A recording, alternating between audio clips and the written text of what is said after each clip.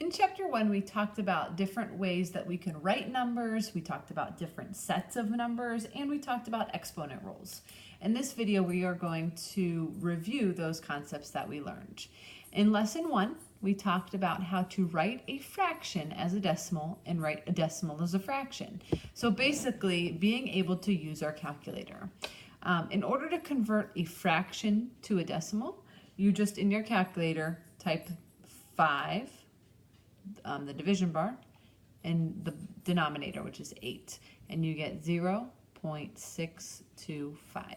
You could also do it using the ABC button, and you could do 5 ABC 8, second PRB. Above the PRB it says F to D, which is fraction to decimal, and hit equals, and it also gives me 0.625. If you're trying to convert a decimal to a fraction, you will also use the PRB button.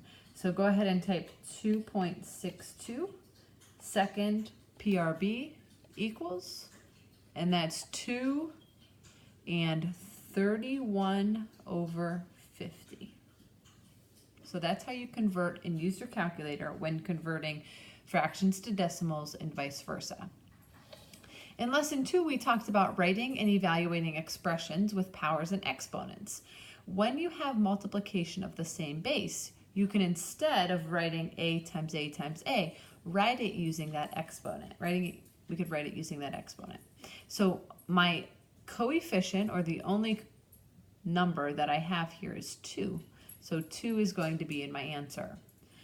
Once you have your coefficient, you go based on alphabetical order.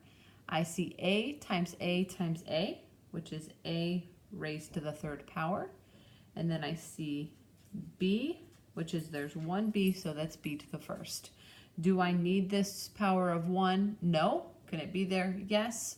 Will I probably write it? Probably not. Looking at example 4, I have 2 numbers that I'm dealing with. I'm dealing with a 4 and a 3. And notice that multiplication sign in between. So I need to do 4 times 3, which gives me 12. Alphabetical order says x goes next, and I have x times x times x, which is x to the third power. And I have y times y, which is y to the second power.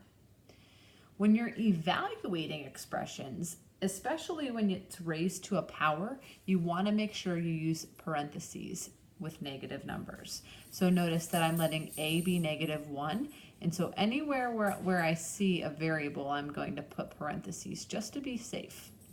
Okay. My a value goes in this first parentheses, and that's -1. My b value, which is 3, goes in that second set.